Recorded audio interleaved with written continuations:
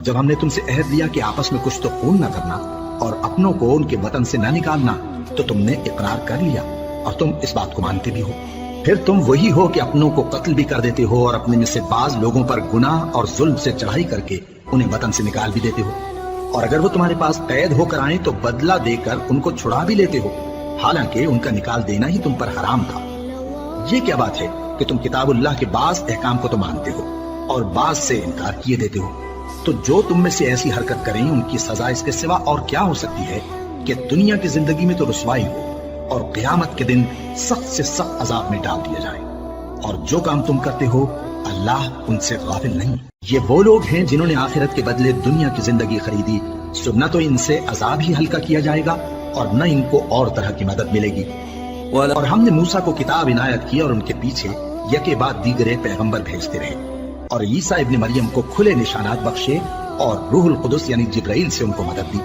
تو کیا ایسا ہے کہ جب کوئی پیغمبر تمہارے پاس ایسی باتیں لے کر آئے جن کو تمہارا جی نہیں چاہتا تھا تو تم سرکش ہو جاتے رہے اور ایک گروہ انبیاء کو تو جھٹلاتے رہے اور ایک گروہ کو قتل کرتے رہے اور کہتے ہیں ہمارے دلوں پر پردے ہیں؟ نہیں، بلکہ اللہ نے ان کے کفر کے سبب ان پر لعنت کر رکھی ہے، بس یہ تھوڑے ہی پر ایمان لاتے ہیں۔ جب اللہ کے ہاں سے ان کے پاس کتاب آئی جو ان کی آسمانی کتاب کی بھی تصدیق کرتی ہے، اور وہ پہلے ہمیشہ کافروں پر فتح مانگا کرتے تھے، پھر جس چیز کو وہ خوب پہچانتے تھے جب ان کے پاس آ پہنچی تو اس سے منکر ہو گئے، بس کافروں پر اللہ کی لعنت۔ جس چیز کے بدلے انہوں نے اپنے تئیں بیچ ڈالا وہ بہت بری ہے، یعنی اس جلن سے کہ اللہ اپنے بندوں میں سے جس پر چاہتا ہے اپنی مہربانی سے نازل فرماتا ہے۔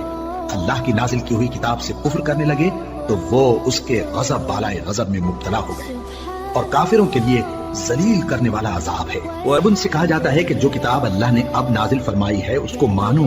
تو کہتے ہیں کہ جو کتاب ہم پر پہلے نازل ہو چکی ہے ہم تو اسی کو مانتے ہیں،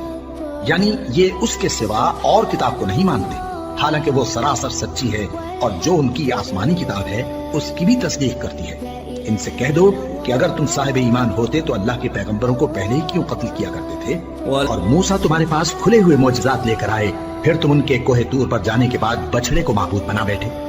اور تم اپنے ہی حق میں ظلم کرتے تھے۔ اور جب ہم نے تم لوگوں سے پختہ عہد لیا اور کوہ طور کو تم پر اٹھا کھڑا کیا اور حکم دیا کہ جو کتاب ہم نے تم کو دی ہے اس کو زور سے پکڑو اور جو تمہیں حکم ہوتا ہے اس کو سنو، تو وہ جو تمہارے بڑے تھے کہنے لگے